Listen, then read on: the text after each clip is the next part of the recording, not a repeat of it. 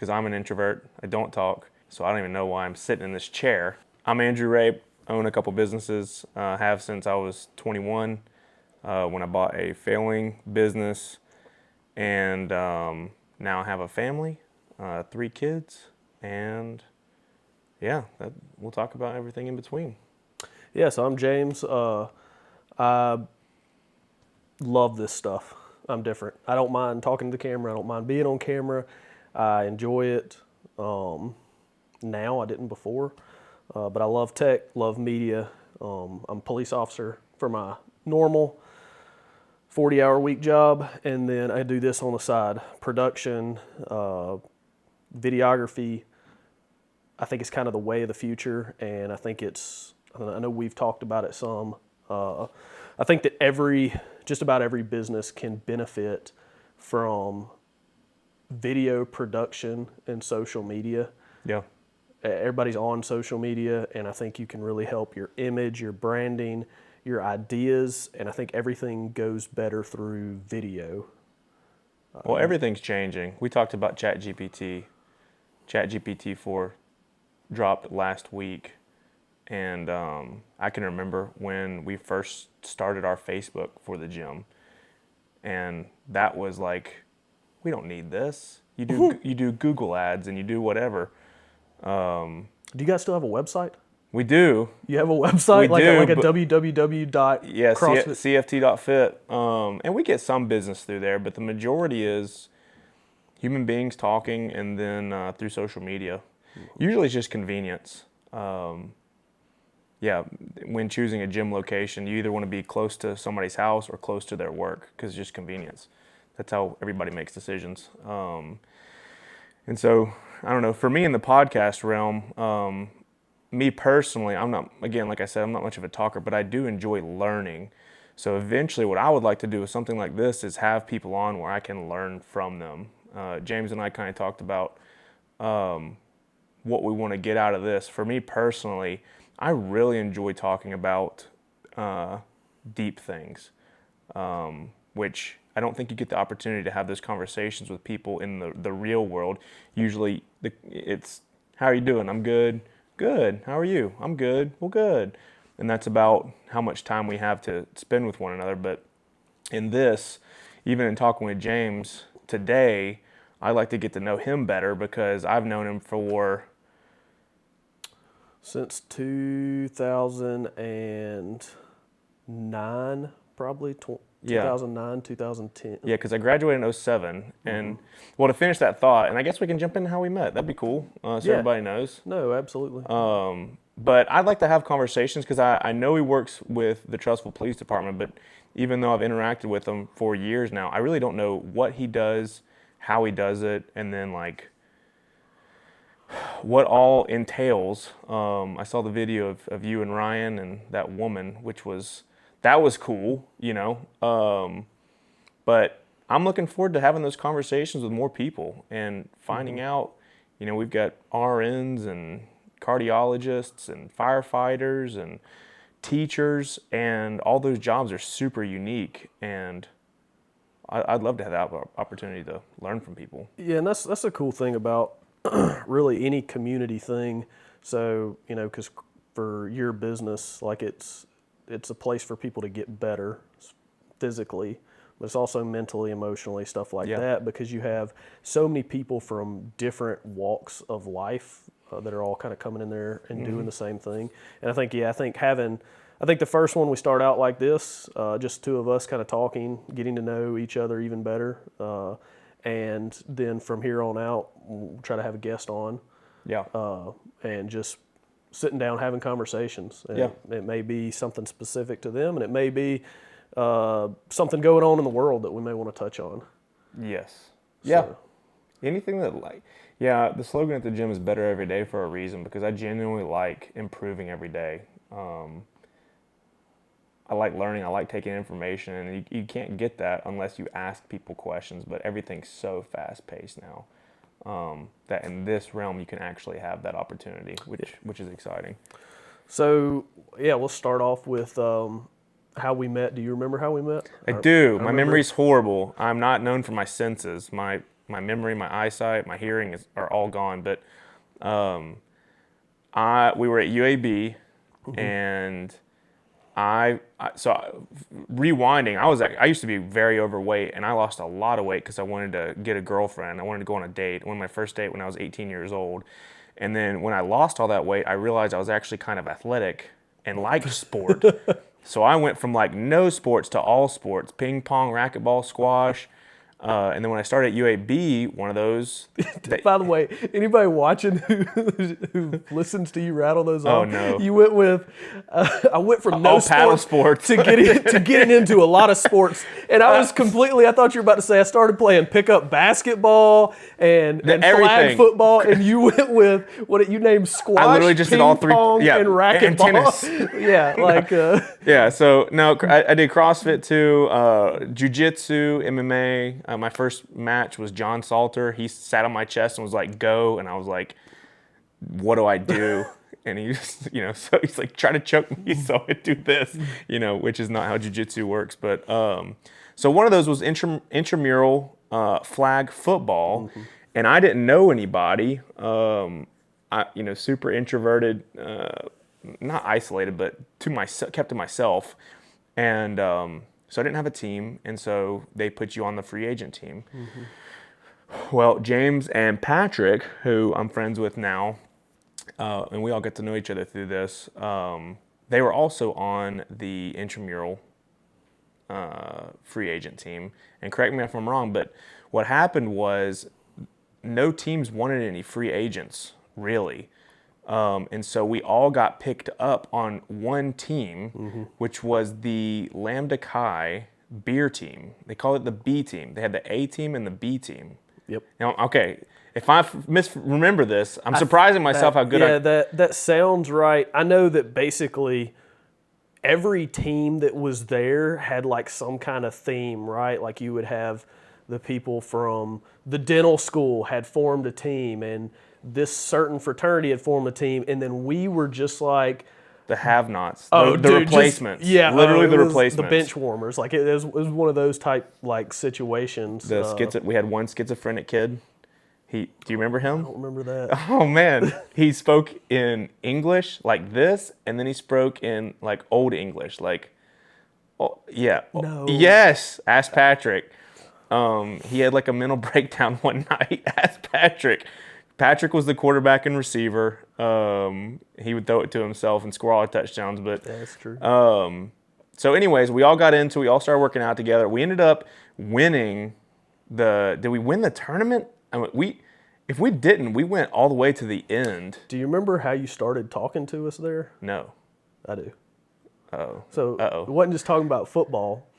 It was, we were for sure playing a beer team.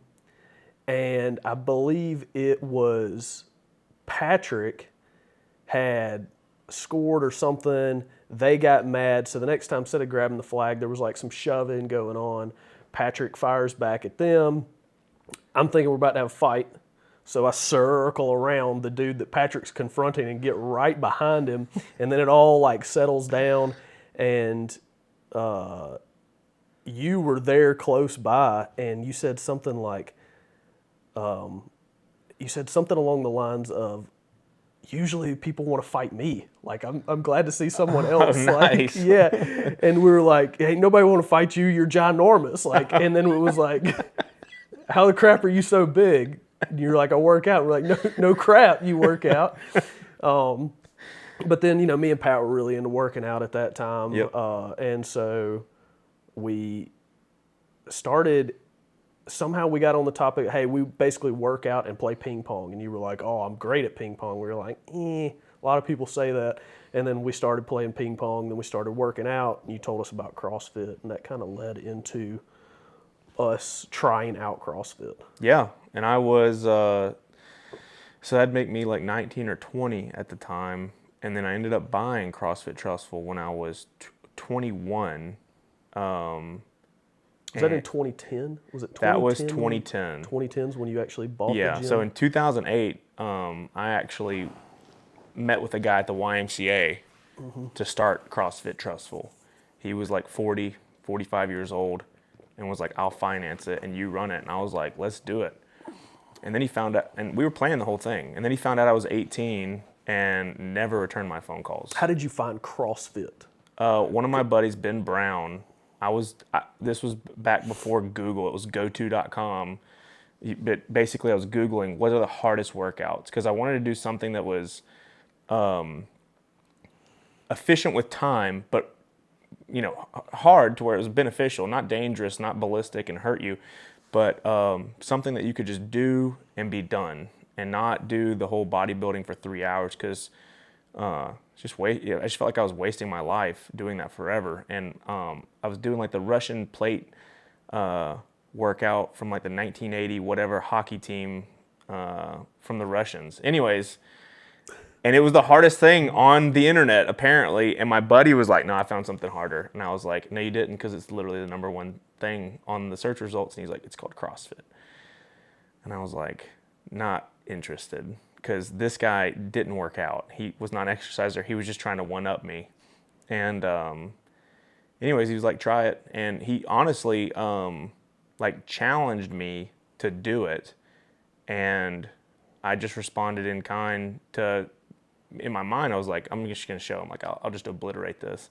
And he was like, go to CrossFit.com and do the workout that's listed.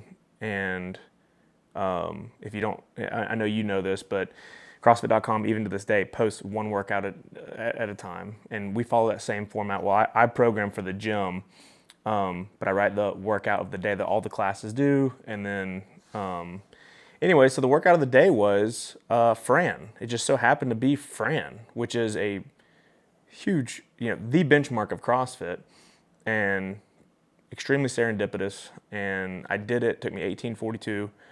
And I was not convinced. I was like, that was not that bad. It was not that hard. And he's like, give it one more day. So the next day, back in June 2008, you can go find this. He's like, give it one more day. And so I got back online and I waited. Like 8 o'clock, they posted it. And it was Murph. I was like, yeah. That's two back-to-back doozies.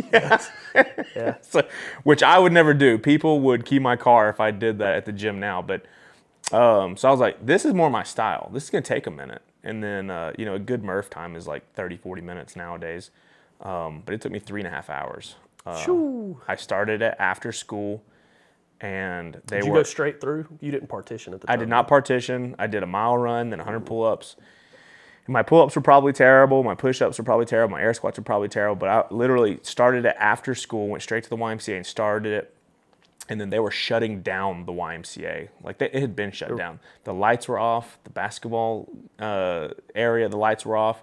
And I was just like shuffling all 12 laps around the top of the YMCA. And they're like, you got to go. And I was like, I have to finish this workout. And then from there on, I was addicted. And for anybody who hasn't done CrossFit, what I used to explain to people back in the day is CrossFit is as hard as you make it, and it's because a lot of times, which is different now, but grassroots CrossFit, what you're talking about is a lot of the workouts anyone can do. It's how hard you push yourself to go fast that really make it hard. Like Fran, at 18 minutes, if you did an 18-minute Fran right now, you could probably carry on a conversation. Oh my gosh, I don't even think it's possible. The time you did a sub 2-minute Fran, no conversation. Yeah, you would die. Literally, your arms felt like they were about to explode.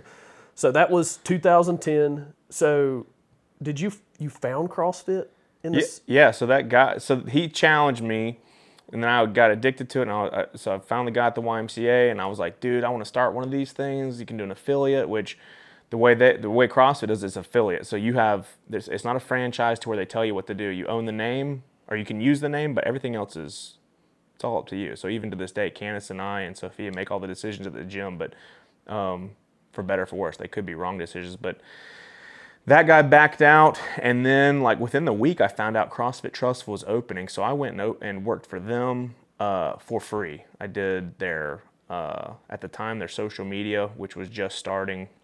It was definitely like MySpace stuff. And then coached for free, and then I asked to be paid, and they said no. And then I was like, well, I'll buy in. They were like, no. So I ended up leaving and went to college, met you guys, and then they called me and were like, hey, we're leaving for good. And do you want to buy it? And I said, I'm in college. I was doing the American Marketing Association, the sales certificate program, and trying to work with Stryker and all that stuff. And basically told them I wasn't interested, but something back in my head was like, it is kind of appealing to own your own business. And I didn't like the idea of always knowing my schedule for the rest of my life. So I was like, well, maybe this is a good idea. And they literally told me, we're gone. We're not coming back. We can negotiate a price. So I literally went in June, started coaching, and didn't buy the business until September because they literally just left. They left. And talked them down. I don't know. This is like a long story. I'm sorry I'm doing so much talking. No, it's but, good. It's good. So they wanted like, I don't know, it was like $50,000 to $75,000. And I had no money. Yeah, well, they wanted that for, at that time. I mean, how many members did they have? 7. They said they had 21. So a failing business. Super failing. Super failing by far. And when I was there, not saying that I helped the business, but when I was there, a lot of the members were my buddies. Of course. Yeah, because they had 7. Yeah, Jordan, Tank, Glover, D-Wall, Daniel Jones. A lot of those guys were directly from me. And so when I left, they eventually fizzled. Anyways, went back and they were like, I can't remember exactly what it was. Let's say it was 50 to 75,000. Let's say it was 50,000. They said $50,000, and I said, let me see how much money I can get. And at the time, I'd been working at 2 Men in a Truck and Jim and Nick's, and I didn't have any money. I had like $1,500, and I'm a saver, which I thought was just an incredible amount of money. $1,500, and then to buy a business, you need an insane amount. So I didn't know that I could. Anyways, not to get ahead of myself, but I eventually took out a student loan, or I was going to go take out a student loan. My dad found out I was going to take out a student loan to buy a business, which is definitely illegal. You can't do that. You can if you get caught. Yeah. If you get caught, you're in some serious trouble. But I was passionate, man. I was excited. I still remember doing the math, going, man, if we got like 50 members, like holy smokes, that would be incredible. And I found the paperwork to Wells Fargo literally the other day when I was looking through some stuff. I found the application to Wells Fargo for a student loan, and they approved me up to $8,000. So they were like, here's $8,000 we're gonna give you. And I told my dad. He ended up writing me a check and then charged me an incredible interest rate to pay him back. Incredible as in way above market value, which was a good lesson from my dad. So have good credit. That's a good idea. My dad, he treated me like I had zero credit, which is, it's good. It's a good lesson. But anyways, still worth it. I mean, looking at today. Yeah, still worth it. But I went to them, and Wells Fargo said, here's $8,000. So that was my number. I literally went there and told them. I said, okay, you wanted 50. I got $8,000, and they were like, okay, tough negotiator. We'll do 25. And I was like, okay. I still have 8. And, I've negotiated a lot in my life. Pull out like pocket change. All right, I'll do 8,000. It's like, let me move these buttons over. Okay, let me see here. So literally, I told them, I said, okay, I hear you're 25. I'll give you 8. And they were like, well, okay, let's talk about it. And so they went and they talked, 50, and they came back, okay, we'll do 15. And I was like, okay, 8. I have $8,000. So they eventually they accepted it, and well, for them it was probably, for them CrossFit was still so new that it wasn't as big and mainstream yet. I don't think people knew. No. I mean, nobody had a way of knowing how big it was going to become.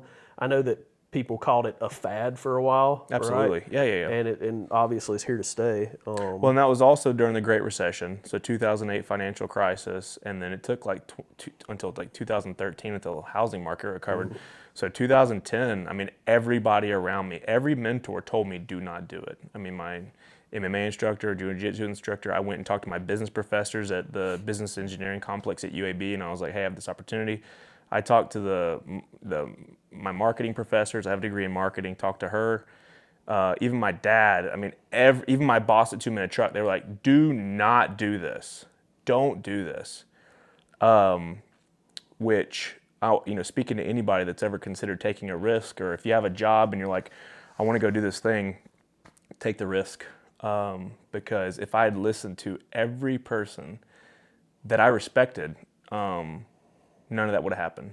I would have a 9 to 5, and none of that. Yeah, and I mean, like, obviously it worked out well. It's easy, right, to say, well, that was a great decision. But like, even if it wouldn't have, like, I don't think $8,000 was going to put you under an overpass for the rest of your life. No, You know not what I'm at saying? all. Like, but I remember you telling us, like, yeah, I'm buying a gym. I was like, this dude's buying a gym? What's he talking about buying a gym? Like, I don't even know what that means, but we knew a little bit about CrossFit, and that was essentially around that time. It was pretty early in. You had the talk with me and Patrick about coming out there. Because you had 7 members, right? 7. And as much as I know we've talked a lot about social media and the video game, and like as in like the videography game and beefing up socials and whatnot, for you at that time, I think you understood the power of social media and perception, because you essentially invited us out there, and we're like, man, we're in college, we can't afford CrossFit. And you were like, yeah, that's fine, just come on. Please And work out. you said, I think your one request from us was, when you're there, have a positive attitude, and anything that you can, post on social media, invite people, and then it just kind of started getting a little bit of traction from there. We started coming regularly, driving because I think we were both living at UAB at the time. When did y'all start? Do you know? Because I bought it in September. I know that the very first class that I think we started in October. Okay. Because I remember the first class I coached for you was in December. Because it was it a rehearsal dinner for Kristen's wedding? Oh my gosh. Yeah. I'm looking forward to talking to you because I have no memory. I don't remember any of this. You called me and you were like, hey, dude, you're going to the gym, right? And I said, yeah. And you were like, hey, I was going to try to skip this rehearsal dinner, but apparently that's not allowed, which they're right. You can't skip a rehearsal dinner for your sister's wedding. I didn't go to our family vacation either. That whole year, that first year. Well, I've just bought a business, and my only goal right now is getting this business off the ground. And so I'm just going to, I just can't go to the dinner. It's not an option. They were like, no, you have to be there. It cost me a relationship too. I mean, oh yeah. Well, I'm sure. Yeah, yeah, absolutely. So I coached there, and that was fun for me. And so then I think because of how much we were up there, we talked about me coaching regularly when I could, and I went and got my CrossFit certification in January or February following that. I think February. And that would have been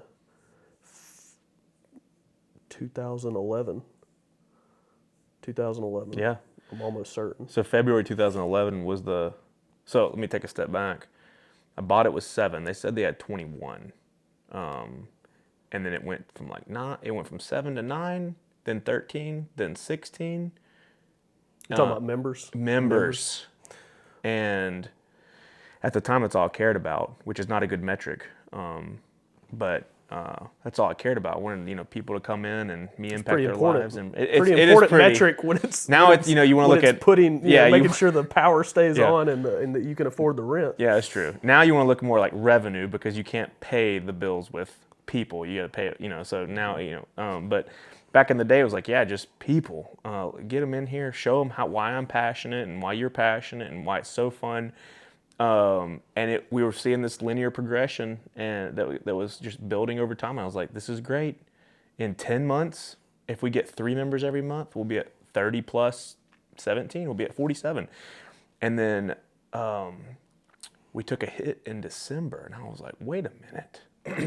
In my mind, it was going to be this, and then it did this, and I was like, okay, it's not that big a deal. I remember sitting in your apartment and us looking at, the membership and your bills, and I remember I'm 95% sure on this, that at that time when we were talking about it, we only discussed we had to get you to 24 members.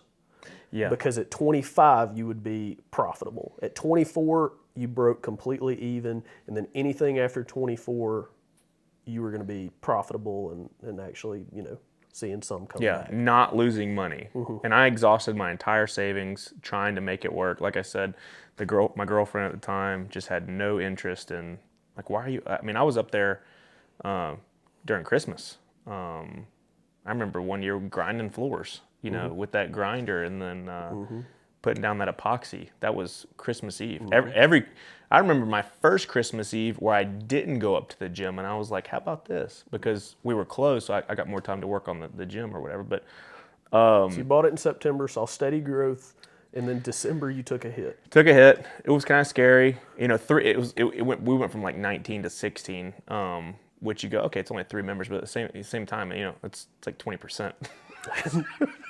Yeah. If Amazon loses 20% overnight, it's scary. And at the time, it was like, oh my gosh, because you see this like, we were almost at, and then it dips down. We were almost break even, and then, oh my gosh, wait a minute, what if it takes another year? And then everybody was like, well, January's coming. January, that's New Year's resolutions. That's when everybody signs up at the gym. And I was like, phew. So like, December 5th through December 31st. But you'd have thought December would have been good because I know there were a lot of times that in November and early December, you would have significant others come in there like, hey, I want to buy my husband 3 months of CrossFit. No. But that didn't happen that year. No. Yeah, the holidays are always, I've learned, are always bad. But in December, it was the slowest December of my entire life because obviously wasn't making any money. I was losing money. I was putting everything that I could into this and wasn't seeing fruits of my labor. But then everybody was like, wait until January. So my entire mind was like, January. And then January hit and it went down again. Mm-hmm. It went down again. And I was like, well, maybe they sign up on the 5th. No, they quit. Or not only did we not gain members left. And so then you get into your head of like, what am I doing wrong? What shouldn't I have done? And then you go, you know what? I do remember my boss saying, don't do this. My professor at the business engineering complex said, don't do this. My dad, everybody say, don't do this. And you go, shouldn't have done this. This was a bad idea.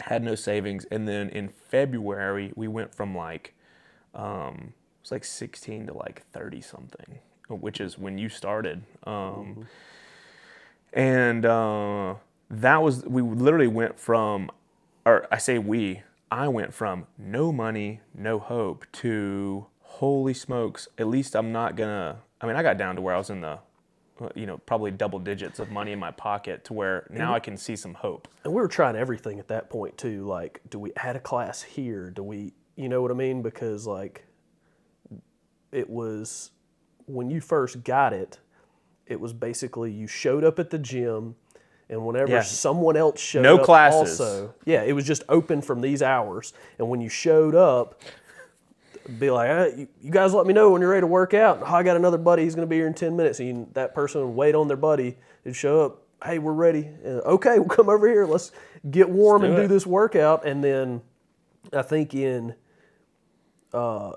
it was in December, probably, because I remember it was at least by December was when you started the class Classes. time structure, because that's when you said specifically, I need you to cover the 6 o'clock and the 7 o'clock classes. Imagine people would not even, I wouldn't even know what to do if we didn't have classes now. But at the time, it was this concept that was just foreign to people. Oh yeah. I remember talking to people saying, we're going to have a 4, 5, and 6 o'clock class. And them going, no, I work out at 4:20. And then saying they were going to leave and dealing with that. And I remember spending hours typing up a little Microsoft Word document and laminating it and putting on the front. And then just like watching people read it going, oh no, here's another person that's just going to grill me because they want to do the open format, which it's funny looking back that. I don't think there's a CrossFit gym period that does just like come in Oh, and here's no. the equipment. No. Like period anymore. No. I don't know of any that exists like that. No, you can't. So yeah, you had almost double. I remember, just like you're talking about, you had near double growth in February, and Which got us over that break even, which was incredible. yeah, and then after that, I mean, it really started jumping. So like back in the day, you were splitting rent with MMA. MMA, and so there was a giant Stop. cage in the middle of the CrossFit gym. Yes, a dusty cage. Super And dusty. then there were mats on the far side. They had the cage, and then they had a ton of mats, like a remarkable amount of mats. It's hard to even explain to people who didn't go there. I'm gonna find pictures, and Okay. I'm gonna put it over. We had very stuff. little space, and I can still remember the conversation with Chris, just like trying to, like, we need more space because we were co-renting. We were sharing that space, and me explained to him that we'll pay more rent, but the cage needs to go, and that was probably one of the first like difficult conversations I ever had to have with somebody, because it wasn't doing anybody any good just sitting there. It looked cool. Yeah, I mean, Kids would stay in there. they didn't have like. I mean, they weren't like hosting matches or anything. No. It was like for training. And it's like, man, if you want somebody to fill a cage, like put up just a couple of sides and let them get thrown up against it. But like a full amateur MMA A legit, yeah. 6-sided cage. Yeah, what you go to the UFC and you watch from the stands, that was in that building.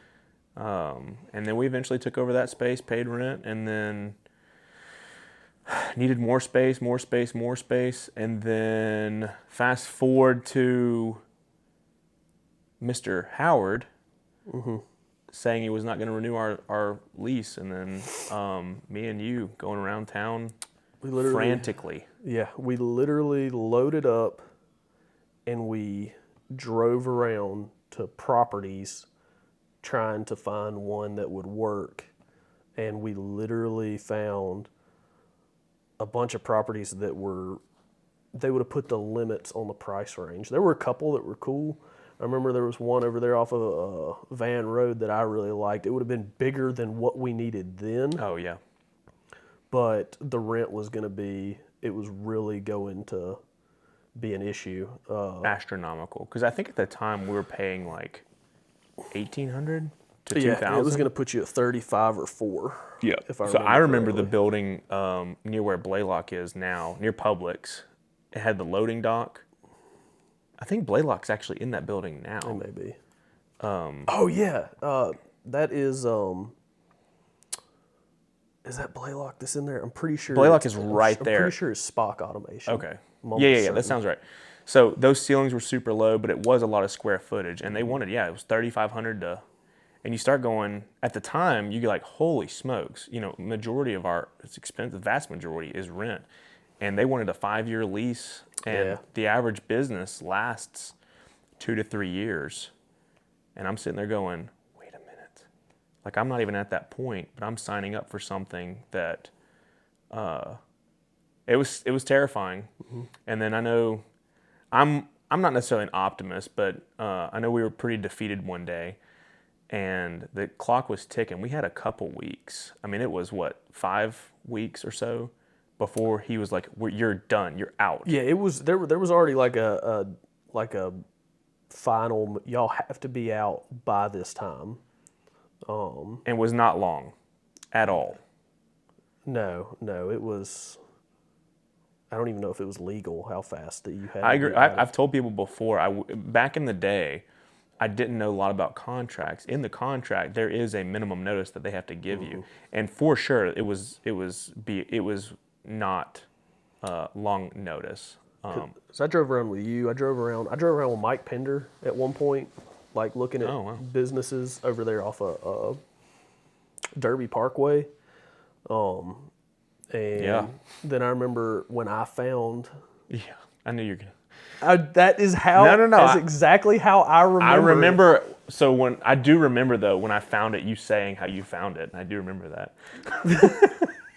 I remember we were driving by, and I said, "Stop, turn over here, and drive back behind Bryant Bank." And you were like, "Why? That's a terrible idea." So And why is it you're looking at the building? I said, "There's the future CrossFit Trussville," and you said, "That'll never work." And I said, "Dude, you're gonna have." I think it's your best shot. Yeah, and it was covered in barbed wire and ivy. We couldn't figure out what it was because it was A Bryant we Bank pulled up sign. and it was there was a Bryant Bank sign School buses, and there was old fire trucks inside. old fire trucks. And it looked like an old fire station. It actually did. And if you stand back and look at CrossFit Trussville, you would probably think like, this used to be an old fire This would station. be a really cool fire station. Yeah. And what did it end up that it was in the past? Was it a It was it was Trussville Motors way back in the day, and then it became Gibson Gymnastics. And the only reason I know it was that is because I get their mail. still? Yeah, I think I they're in thought it was some Argo. kind of paper. And then it became True Blue Printing. Okay. Or True Blue was before Gibson. Either way, True Blue was in 01. So the business that built it like that was a automotive believe business, was which is Trussville one of Motors. the big roll up doors or whatever. Okay, well that makes sense. Yeah, and they would work on their RVs. And so the building itself has more power. I had an electrician come up there when we first, were doing the lights and stuff. And he was like, you have more power here than 50 of these buildings would ever need. And it's because of the RVs and all that stuff. But yeah, I mean, it got into the building. I don't know. We couldn't figure out who owned it Yeah, I for was getting forever. ahead. We were going to the city. Went straight to the city. Because we was like fire trucks. We were like, No, we went to Bryant Bank. I walked into Bryant Bank because they had the Bryant Bank sign leaned up. You remember the big old wooden sign? okay. And I walked into Bryant. No. I went to the city. That's Telling right. you we did because there were Trussville. There Yes. were old Trussville fire trucks. So we're like, this has to be owned by the city. I mean, by the city. Yeah, it was the summer. I was like wearing shorts. I was sweaty. Like we were. Anyways, I walked into the city and I was like, hey, can I buy y'all's building? And they were like, what building? We don't own this building. And so they ended up looking it up and Bryant Bank owned it. And we just walked over there and can we buy this building? And they said, go talk to Melissa Jones, our chief loan specialist. And I walked up and met Melissa and Alan Taylor. Not prepared whatsoever. Because you had no idea what that, Yeah. what the price was going to be. I think. Well, I just mean what I was wearing. I didn't look at this. I had shorts and, not No Bulls. What were we wearing at the time? Reebok Zigs. Probably. Yeah, Reebok zigzag With shoes high socks. Yeah. Just walking with chalk all over me. And she ended up telling us, yeah, you can buy it. because you were gonna probably try to just rent or whatever, and then I think you found out the buying price was going to be better for you at that time. Well, they weren't interested in renting. Okay. They But you were going to ask them about like. So I think legally banks can't own assets. They have to dump them. That's what foreclosure is. They try to recoup their investment. Okay. And so they were like, yeah, it's a bidding process. And I ended up going against one of the biggest property owners in Trussville at the time. And we had like four or 5 weeks to get out from Mr. Howard. And then she was like, you know what? I think you could buy it. I think might be a thing, but I'm going on vacation next week and I'll be gone for a week. And it was like, wait a minute. Yeah, no, I remember We have a couple. we didn't know, at that time, we didn't know if we were going to have a place to go to or if we were literally going to go to public areas until you could find a place, because we didn't want to sign, you didn't want to sign a rental agreement if you were going to be able to buy this place. It was tough. And so it was waiting on, like, am I actually going to be able to buy this place or not? Yep. And I remember talking to people saying, can I sign for a couple months? And then they were like, nope, it's 5 years. And you go, I'm just not going to have them. Or just communicate to the members, hey, we're going to take a break for a month or two while we figure this. And that's not a thing. No. And so she went on vacation. I just remember praying for just like, keep me, whatever's going to happen is going to happen. It either is or it isn't, but whatever happens is God's plan. That's cool. But boy, howdy, was it stressful. And she ended up coming back and was like, yeah, you can buy it, but you have to bid against, his name's Danny. You have to bid against him. He also wants the building. And this guy is not me. He's hyper successful, an incredibly intelligent, successful guy. And I was like, well, how's the bid work? And she was like, whoever has the highest bid gets the property. And I was like, okay, what's his bid? But it was like it's like a silent process though, right? Like, yeah. I didn't know. I was like, man, $100, $100.01. Like, yeah. I win. And so she was like, well, I'll call you. You just tell me your bid, and whoever has the highest wins. So I came home and scrounged up every imaginable dollar I could ever get. I looked at the money coming into the business, and I was like, I'll sacrifice 2 years of whatever to be able to get into this building. And then when it came time to say my number, I actually told her my number, so the building got appraised, and then I told her my number, and this is going to sound insane, but I did 30% over appraised value. I was like, no chance I'm losing this. I would rather sacrifice the next 2 years of my life, like income-wise, get another job, and than lose to this guy over $10. I'd rather... Mm-hmm. You'd rather just overshoot to just make sure overshoot. You're gonna win. Yeah, because you can always make more money, but you cannot. There was no buildings, there was no nothing, and so I said okay. So I said what appraised value was, and she goes, okay, I'll drop the paperwork. It looks like the building's going to be yours, and then it was. Boom. Yeah. Yeah, and then I think it was. I think you were checking every day to see if the stuff had been moved out, because then they had to notify the city, like, hey, y'all got to get your stuff out of here. Yeah. And we were coming up on a timeline, and we were in there working on the building. I mean, I was tearing stuff out, and she told me I could. Before the contract was Before the finalized. contract, she was like, now, if there's anything in there and we say no, we change our mind, or we don't accept it, anything that's in there is ours. And so she was like, don't bring stuff up there that if they change the locks, whatever. Mm-hmm. And I was like, okay. But, I mean, plywood, lumber, framing. And then we ended up moving it we moved from the old gym. I was with Candace at this point, and we told everybody, hey, we're out of the gym. And we cleaned everything out and moved it in a couple hours to the new gym, and just totally loaded it up. And the floors were disgusting. Up every truck that we had, and we moved it from one gym to the other, incredibly fast at night. Yeah, it was I think you canceled a 6 and 7 o'clock class, and at the end of the 5, people put the stuff down, took their weights off, and then we immediately put that in the back of trucks. And what people, I don't know if they knew this, but that next day we were done. Mr. Howard, that was literally at the 10th hour. I mean, it was, Mr. Howard literally was like, the next day, you're done. You're not coming back. We didn't have the best relationship, which was unfortunate, but that's it. And so that stuff coming out there wasn't like hey, can we leave this and get it tomorrow? It was done. So, and then we started at the new place.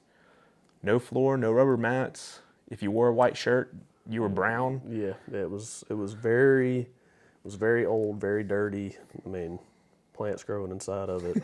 Literally. Yeah, legitimately plants growing inside of it.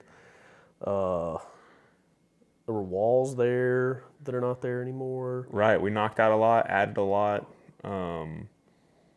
Yeah, I remember putting plywood up, and people were like, "You should leave it like this. It looks good." And it's like, it looks better. It looks better than what it did, but it's a process. So since then, I mean, you've had the building. Yeah. Ended up being spot on location. I mean, right Ended up next being to really City good. Hall. They're building up the downtown district. Prime location. Yeah. The building today, the size of the building and the location of the building today, I'm just going to guesstimate would cost you 10 times what you paid for it. Maybe.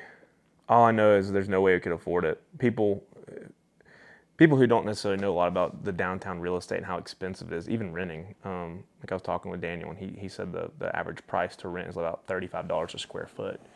If you multiply that by our square footage, I mean, it's pretty obvious that there's no way we could ever afford it. Yeah.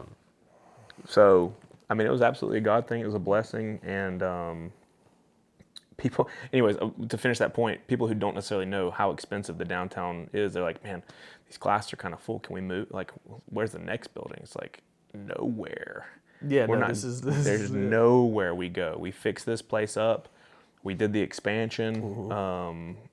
There's nowhere to go. We're on an island, metaphorically.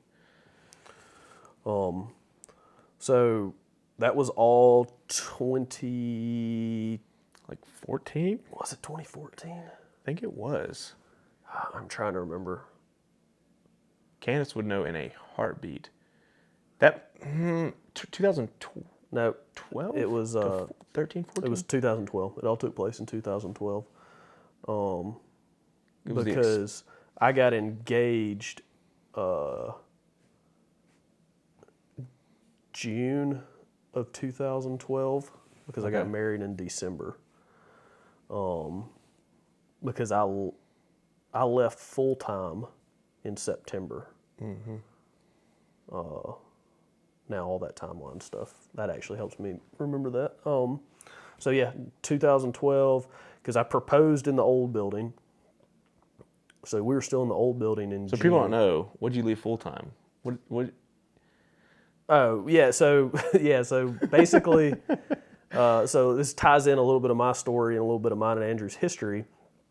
So I started coaching, started hourly coaching, and then I wanted to. I'd been trying to become a police officer for years, and I talked to the sheriff at the time, and he's like, "Yeah, man, like just email me your resume or your information, and I'll get it to the person over hiring, no problem." And that butted right up against when I was supposed to pay my money to do that semester of college. And I'm like, I don't want to pay this money for college because I'm about to get sent to the police academy. Like, that's going to happen because I just talked to the sheriff. Well, I got a phone call 3 days after the deadline to do my money for college.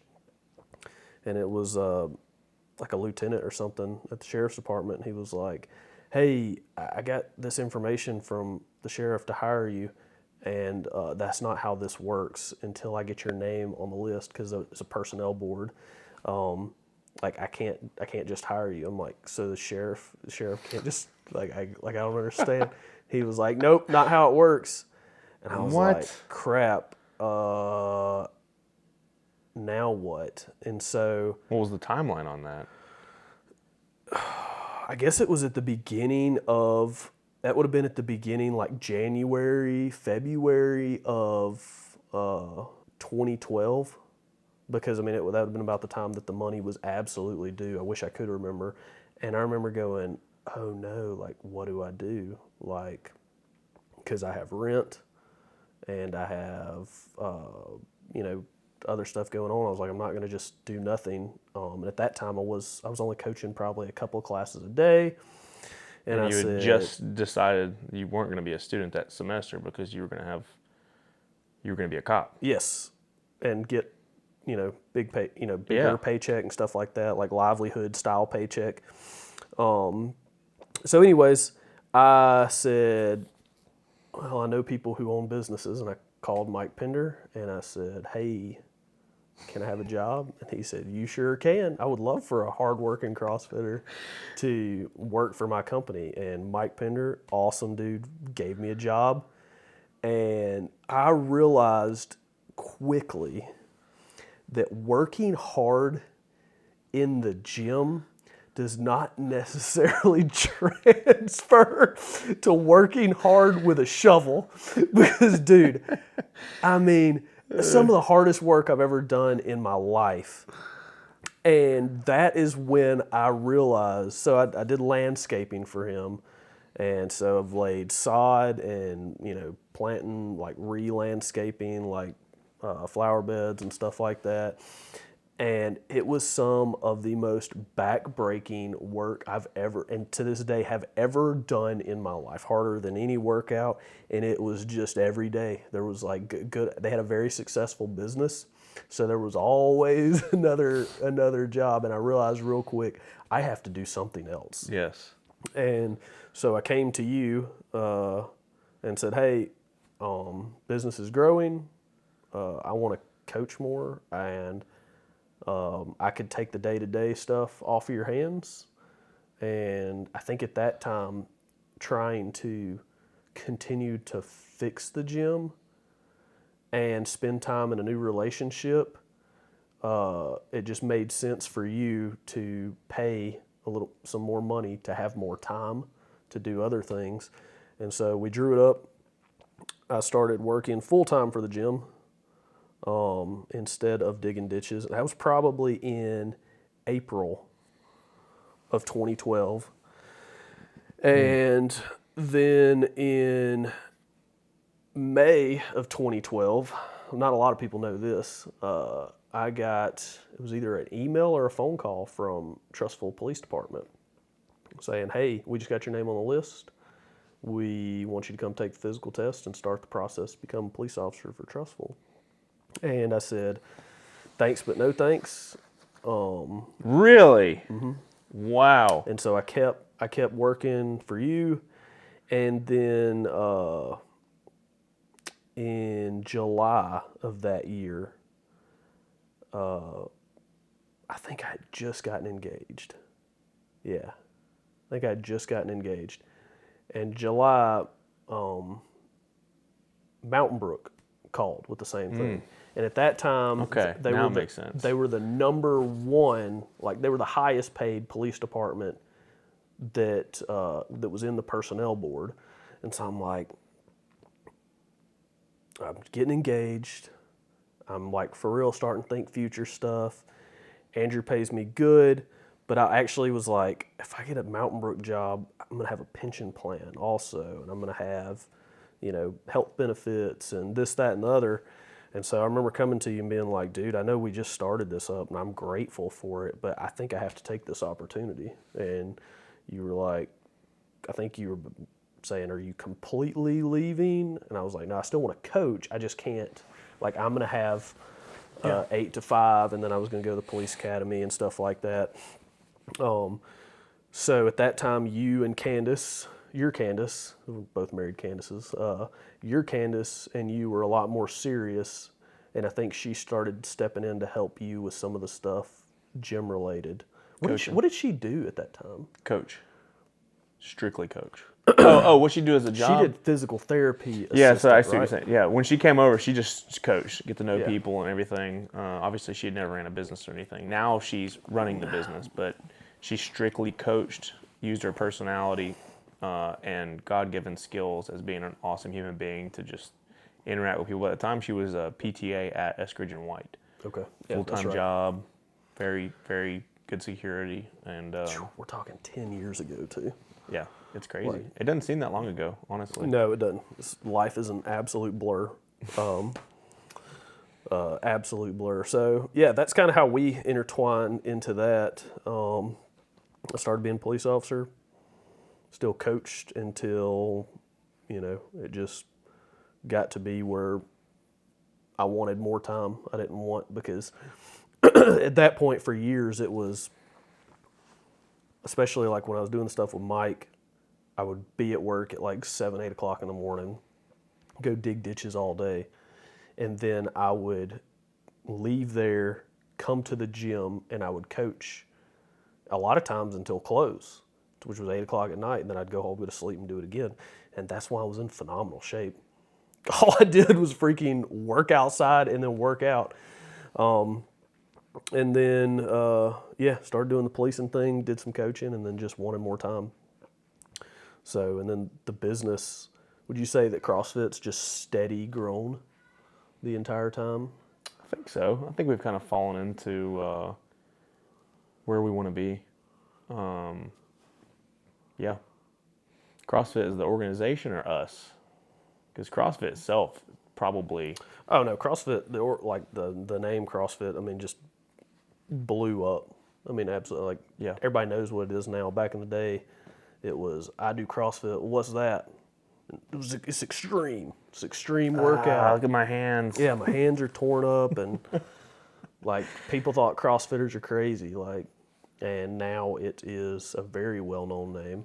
Yep. But no, CrossFit Trussville. Like, what point do you think that, because after the building, it really is like the rest is history for a lot Building of, and the because expansion. yeah, because the building, the expansion, but it hadn't moved, and it finally got stable enough that you had money, and you weren't like on the edge of your seat. Like, was this a terrible decision? Was it not? Like, it basically got to the point where it's like, hey, this is my life now, right? Yeah. Like, this is the real deal. This will be what puts food on my table and what puts a roof over my head and whatnot. Yeah. Like you, I found, I don't know at what point, but when I was in college, it seemed like I had to make a certain amount of money to, I don't know, I think it's a cultural thing, like X dollars when you work with, Stryker or some company, and then I'm going to be successful. I don't know at what point I learned, but I wanted to have time, and I wanted to do what I wanted to do.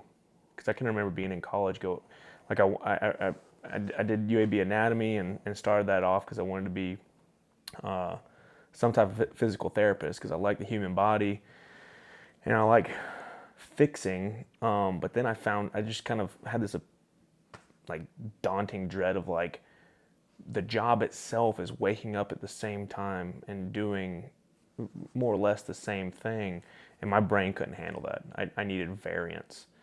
And that's what was appealing from the business perspective. And I didn't care how much money it was. I didn't care. The business had to sustain itself and pay me something. And then eventually I realized I didn't need money. I just wanted time. I wanted to be able to spend time with Candace, spend time with my kids, spend time. Like right now I'm building Candace a chicken coop. I want to have time to do that. No amount of money is going to give you back your time, especially when you're old and looking back on your life. So, same thing. I don't know at what point you learned that lesson, but you want to be doing the thing you want to do. Yeah, I don't know, because I definitely had like the transition as well. Like, that was part of my reason, because I'm now at Trussville, the place that I didn't go to when they first contacted. I went to Mountain Brook, and then I transferred to Trussville, and one of the biggest reasons were Mountain Brook was on 8-hour shifts, and it was in Mountain Brook. I lived in Trussville, right? And everything was here. And so I worked Thursday through Monday from 11 p.m. to 7 a.m. Yeah. At Mountain Brook. Yeah. I had Tuesday, Wednesday off days. Those are some busy off days. Tuesday, Wednesday off days. And that was, so I could take off, but like my standard off days were Tuesday, Wednesday. Those were my days off, 11 p.m. to 7 a.m. And so there were so many times where it was like, Candace is going to bed at 9, and I'm like, waiting to go to work so that and then I would go to work and be up all night and come home and sleep. And then maybe by the time I woke up, we'd get a couple hours together. And so I found out Trussville was on 12s, and I was like, well, I'll still be on night shift work. But essentially, I'm going to have one day where I only work Wednesday, Thursday, and the next week I only have Wednesday, Thursday off. So it's like a rotating 12s. So way more time at home, right? Because I'd always said, like, I would much rather go into work 4 hours early to have more days off. So that worked out. And I did that night shift for 3 years. And then, yeah. But it worked out. Candace actually took a job working weekends only, which is what her current schedule is, because we knew at that time, with me being on night shift, that if my mom could watch our kid on like 1 weekend a month, and Candace's parents could do 1 weekend a month, then the other 2 weekends I'm off work. So basically, it would be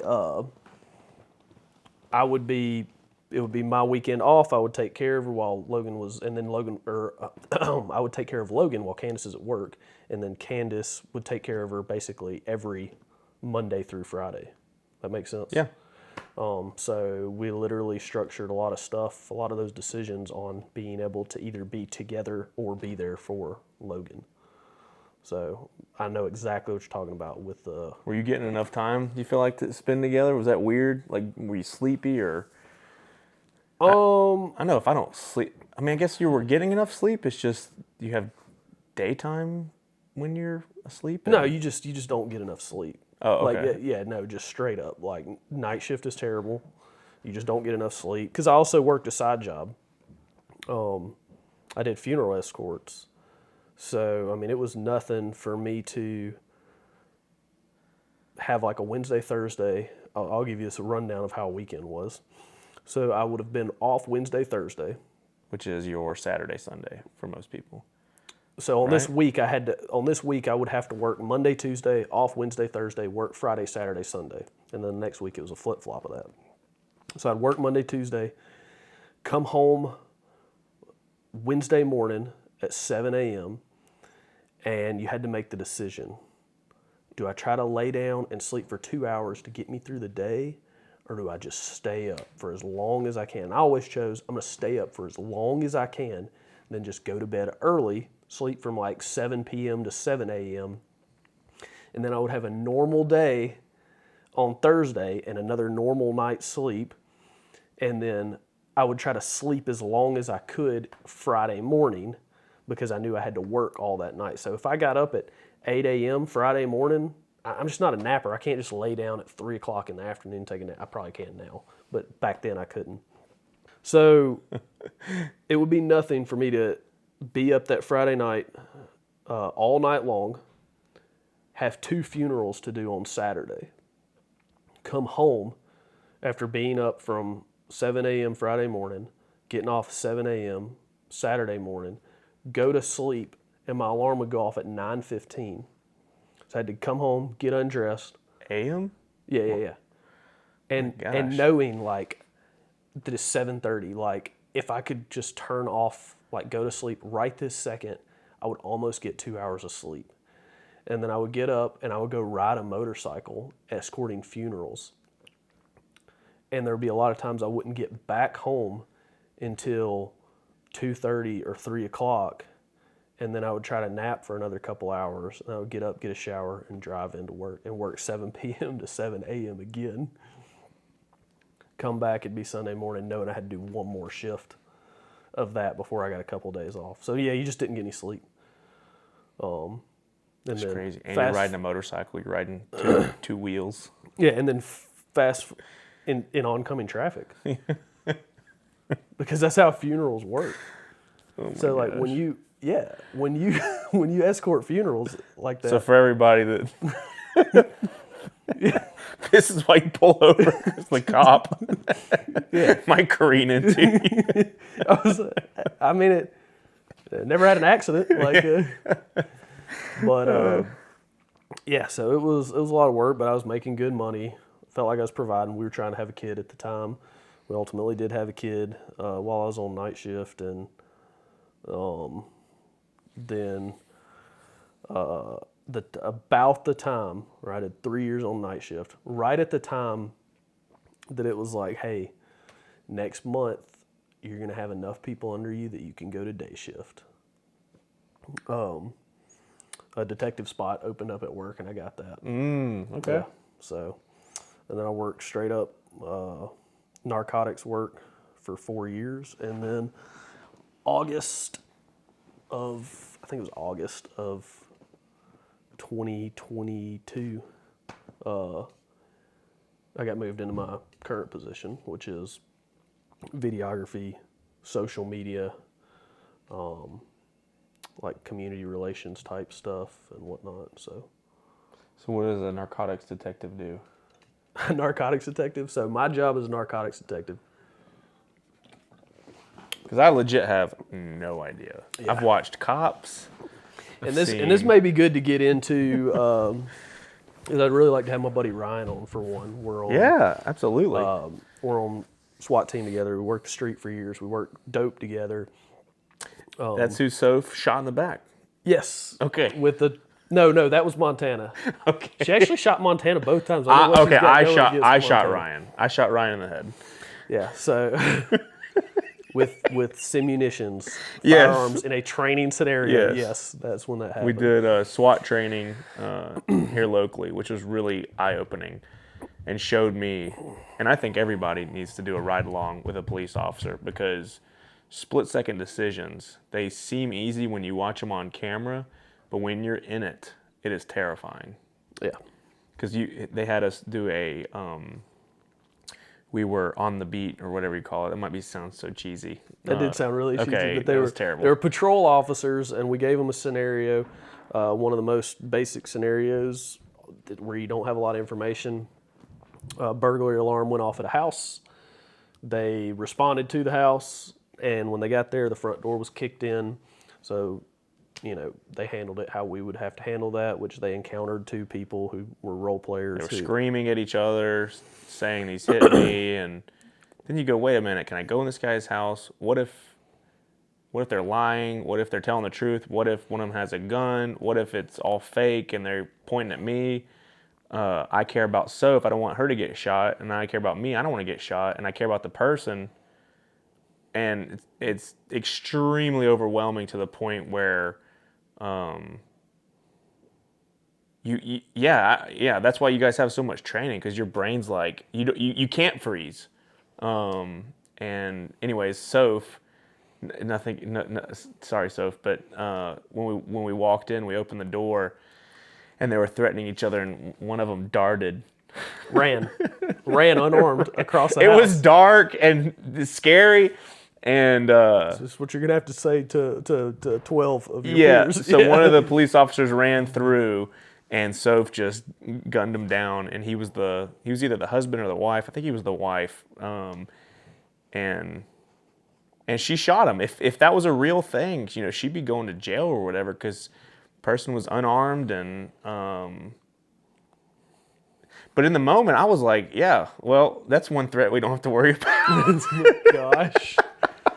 Yeah, no, it's and it is. I love when people get to take that opportunity to see a taste, and obviously that's not something that we deal with every single day as far as like a burglary and there's people inside. Like it's a crazier situation, but it's a possibility, right? Yeah. That one was the burglary, and they were both burglars, and I told them to basically try to talk their way out of the situation. Oh, okay. Yeah. So you didn't tell us this. Oh, I never got like the back end. I was going to see if they could convince you, without you verifying, that they did actually live there. But you shot one of them immediately on scene. One was dead. Just burned them to the ground right there. Well, so she made a good decision then. It was an intuitive. You still can't shoot someone because they broke in. When you're a homeowner and you're here, and someone kicks in your door and they come in to take your stuff, and you shoot them, you're probably going to be okay. I was in fear of my life. I've got kids here, my wife. This person just kicked in my door. Now, when you're the cops and you show up and someone's just trying to steal someone's stuff and you freaking gun them down, you ain't going to be okay, my dude. Like, you're going to prison. I said this before. I'm not the one who shot him. Oh, my God. I'm not going down for this. But there was no, like, yeah, she made the right decision. No, like, you can't just, It was scary though, and I'm glad we did it. And Sophie's an incredible shot. she actually didn't miss either time. No. Yeah, that person was as good as dead. The other one was a domestic where they ended up taking their partner hostage, and Soph shot the hostage. Soph shot the hostage. She did. Does end the scenario, but not not for the. I don't think it was a lethal wound. I ended up when we walked. Tell that to someone who's been shot. What you think Not about lethal. what you just said? Like, Yeah, it's hey, true. listen, I know we just accidentally shot you while you're being held hostage with a gun. Well- However, if you just toughen up, you'll be okay. This isn't going to kill you. Well, you were a hostage. Now you're not. Now you're not. Yeah. But when we walked in, it's crazy dark, and the one guy. It wasn't even that dark. Well, it seemed dark because Just wasn't when you well walk lit. in, there's a hallway, there's stairs, there's the kitchen, there's a back area, and you've got your action here, and you go, okay, there's two people here. One of them looks like a hostage, one of them looks like a hostage taker, but there could be somebody up there or over here to when we're looking at this guy trying to help what seems like we're helping this person, somebody could literally shoot us from over here. And so you're constantly like, you want your attention to help this person, but at the same time, you've got to preserve you and your partner's life and, frankly, their lives. And anyways, it ended up being just, there was nobody else in the house, and the hostage taker, once he threatened the hostage's life, was like, I'm gonna, end this person's life. Then we would have taken action, which this may not be police protocol at all, but he ended up raising the gun at Sophia, and so I shot the hostage taker. Yep. And little did I know that the hostage also got shot. Also got shot by Sophia. Yeah. So no, I mean it really is a good experience. I think a lot of people, but I mean that could, like you could say that probably about a lot of different jobs. Like maybe you should go spend a day in this person's shoes before you try to start saying.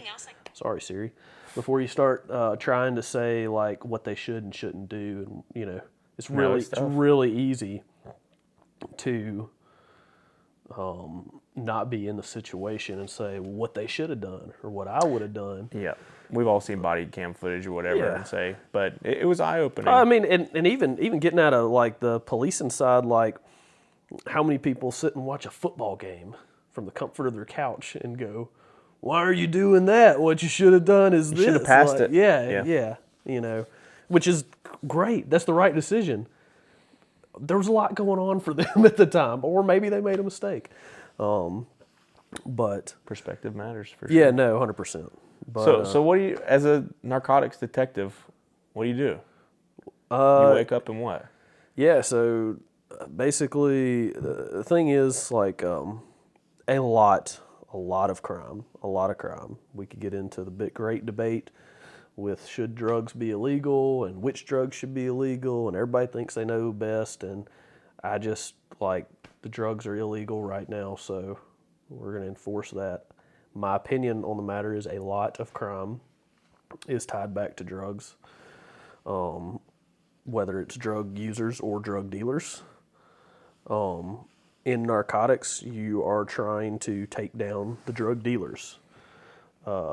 When you're on the street, more or less, you deal more with the drug users, whether they are stealing to support their habit or whether they are using drugs in a public place or driving or whatever, and then that creating, an altered mental status where they are a nuisance or a danger. And then when you move into actual narcotics work, you are dealing with trying to catch the people who supply drug users. You're trying to get what we would always say, you're trying to get the dope that you can't get on the street, because you're essentially trying to get into the house of the drug dealer. I see. Yeah. So I did a lot of interviews with drug users, a lot of interviews with drug dealers, a lot of undercover work. I basically dressed like this every day at the time. And, we seized a significant amount of various different types of drugs. How's that in the moment? Huh? How's that in the moment? It's like anything else. Like your first time is pretty like, you're like, holy crap, this is, look what we've done. And then it gets to be, it's like anything else, dude. Like, then you start seeing more. Then you see more. And there were times that I'd be like, oh, this will be the most dope, like, we get on a lick based on the size of our department and the size of our, drug unit and the area and whatnot. And then you would hit something double that. So where are you when you're seeing this? Are you like, because in my mind, I'm legit seeing you like in the passenger seat of a car, or I don't know. Like, how do you even interact with somebody? Oh, like when I would like interview people? No. Like when you're undercover, where are you? Everywhere and nowhere. A lot in the office, a lot of digging, like digging into people. I always tried to make it my job that, like, if I had a specific narcotics dealer as a target, so basically I might have I could have a phone call, anonymous tip, and they say, hey, I'm pretty sure my neighbor's a drug dealer because 30 different people come and go from their house every single day, and they only stay about 5 minutes. Yikes. I should have done that when I lived in Grayson Valley. Yeah. I should have called. You probably saw it all the time. I should have called. And so I'd, ask them a bunch of questions, and they would tell me answers. Then I could usually determine, hey, it's probably going to be a possible drug house. And then we would go out, actually lay eyes on the house a lot of times. And then you just start watching people. There were times that it may be that a drug user turned into an informant, and then you would go make buys from a house. Meaning you? No, Oh, okay. yeah, I only did one undercover buy Okay. my entire time. One undercover buy, and it was very low key. And so, so a lot of just learning about people's tendencies, learning what their schedule is, their routine, their background, their history. Like that's your job whenever, so that way you know what you're getting into if you end up paying that person a visit, right? An unplanned house party. Yeah. Yeah, and so it's a lot of work. It's a lot of long hours. And in the middle or towards the end of my time working dope, we got a new police station, and I did some. My police chief found out that I did, knew a little bit about video editing. Asked me to make a video of the police department, the new facility, and he loved it. And then he asked me to do some like montage stuff of our different specialty units, and he loved all that stuff. And then he asked me about doing it full time because we didn't have somebody specifically in social media. And you go back in the police department's Facebook, there was a guy years before me, and he grew it. He was constantly posting, and he grew it. And then he left and changed departments, and it fell on somebody else's hands who had a full-time position. So even with him, he had a full-time position, but he saw the importance of social media. So he did put time into it. And when he left, it fell on somebody else's shoulders who also had a full-time position. So I'm the first person that, even though I have other responsibilities, like the social media and media in general for the department is my primary duty. So it allows me to actually focus, take ideas from other departments, seeing what's working. And so I think Facebook alone had 13,000 followers when I started full-time in August, and we're about to hit 21,000. Wow. Yeah, like we're close to 21,000 right now. So good growth. I'm very big, and this is one of the talks that we've had, and I've had with other people. I know I've had it with like my chief and whatnot. You know, the old school days, incident would happen, department would issue a press release, right? Whether it's a robbery or a death or something like that, a murder, they would release a press release. This is our official statement to the public. And it's just words, and not many people Right. read anymore.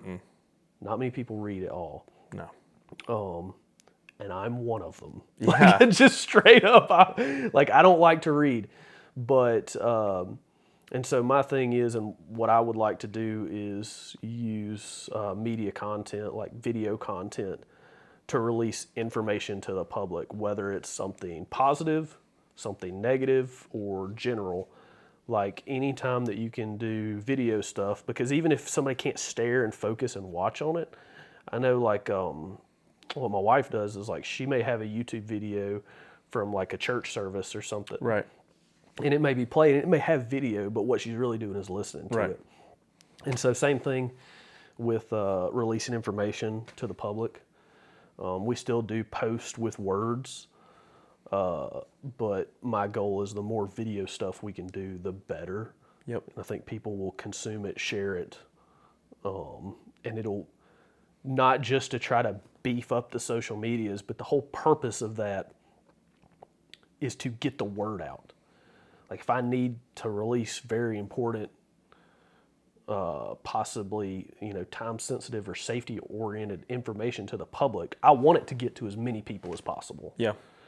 So that if I can continue to work and grow the social media and get a better presence and hopefully a positive presence, especially with the world we live in today, then I've got that many more eyes on stuff when maybe we need assistance identifying somebody, or we need to let everybody know as quickly as possible that we're tracking a fugitive in an area. Stay indoors. Everything's fine. We're working on it, but stay indoors. So, Yeah.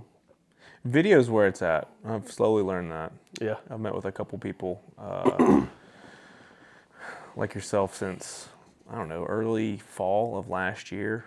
And it is crazy how quickly things are moving towards having an online presence. Because, yeah, exactly like what Candace does, you're Candace. I like taking in content, but sitting down and reading, as silly as it sounds, I just can't. I don't have that opportunity, especially with kids crawling all over me. And but it's nice to be able to multitask while I have something going on. And you're also meeting people where they're at. Back when I did a Two Brain Tinker mentor group, a guy got up there and drew on the whiteboard. He called it omni marketing, which was have a video, and then from that, if you have a script for the video, upload the script as a blog post, and then use the blog post, summarize that as a newsletter, and then take that newsletter and condense it down into a Facebook post and to a screenshot of the video as the, yeah. So and then from the Facebook post, condense it down even more into 3 or 5 tweets, and take the audio from the video and upload that onto SoundCloud or Spotify.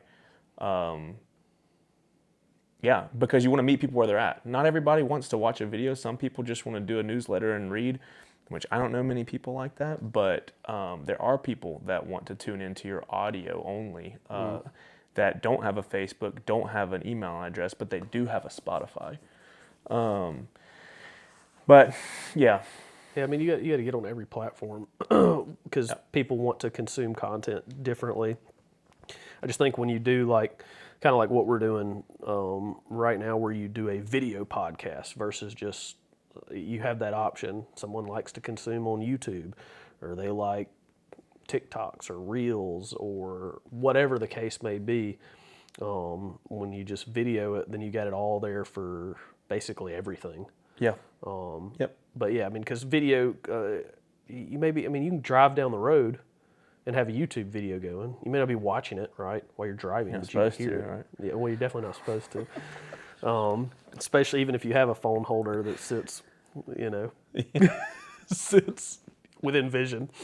But there's times that I may be like washing dishes or something, and the video that I'm essentially listening to in the kitchen, they'll say something that has to do with showing something, and I may stop, look over, Yeah. see what it is. Oh, they mean like that, and then I'll go back to what I'm doing and keep listening to the podcast or YouTube video.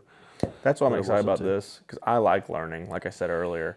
Yeah. And there's so many conversations I've had with people at the gym, just genuine conversations with genuine, authentic people that I wish would go on longer, or that I could prod, like asking you those questions. There's no way we could have this context in normal course of events, because if we would run into each other, like most people I interact with, it's we're in a class at the gym together, right? Mm-hmm. Or I'm leaving or they're going, and you just can't have that opportunity. So I'm looking forward to, if we have the chance to continue this, to sit down with, like you were talking about, Ryan. Mm-hmm. And Yeah, I'd love to save like a lot of the police stuff for like if we do an episode with Ryan on here and could talk about that.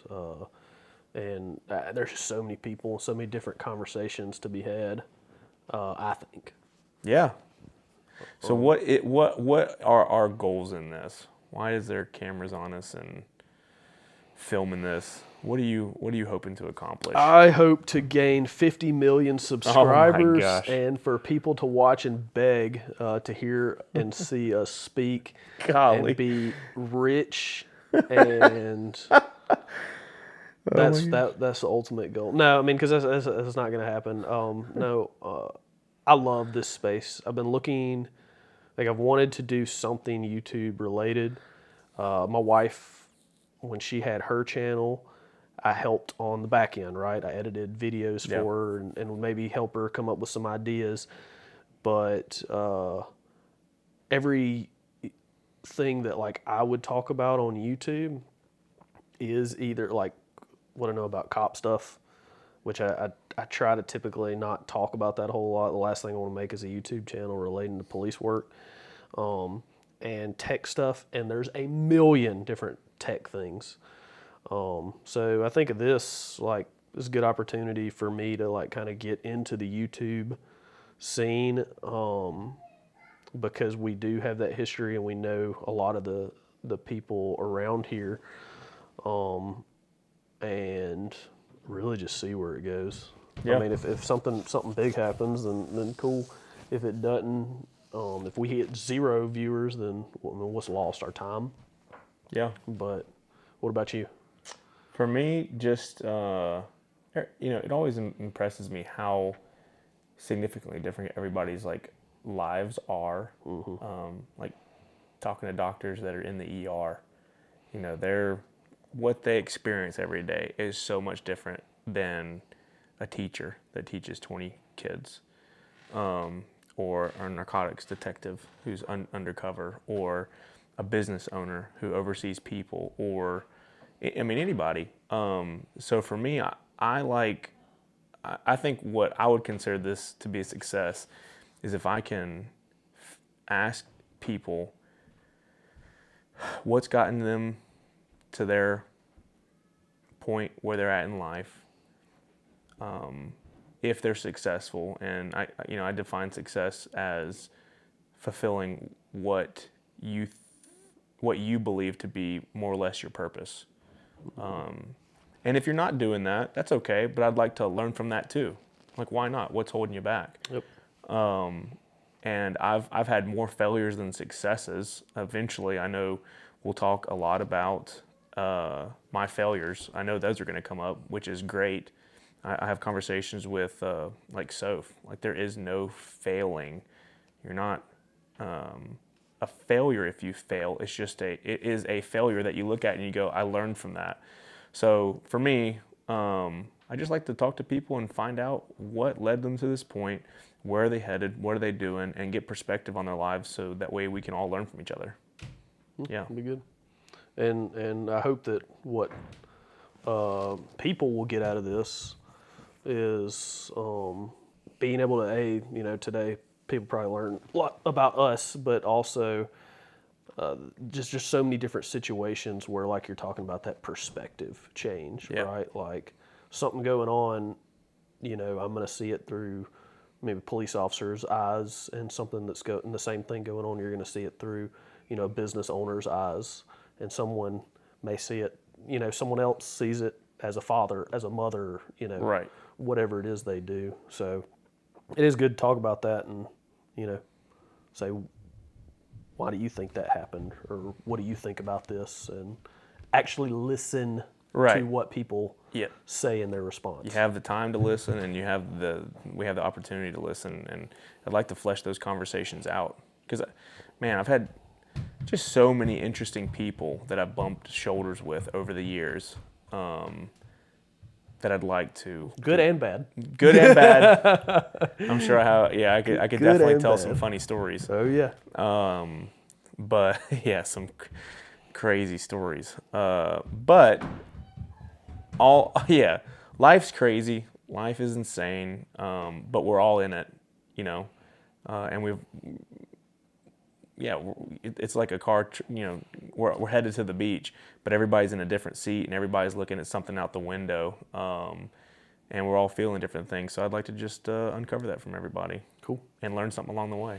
Well, we'll figure out who we're going to have on as a first guest. Hopefully, we'll do another one of these in the next week or two, depending on differing schedules and vacations and all that sort of stuff. Fine with me. You got anything else? I don't have anything. Kill it.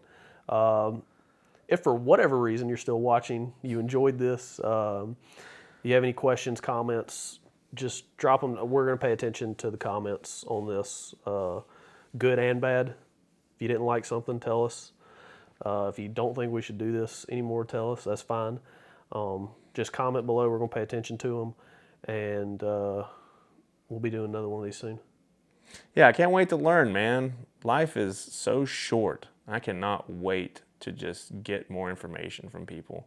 Yeah. I can't wait. I'm actually excited about it. Yeah. Hey, if you know somebody that would be good on here, let us know that too, and we'll get them on. So, awesome. Signing off. We'll see you guys next time.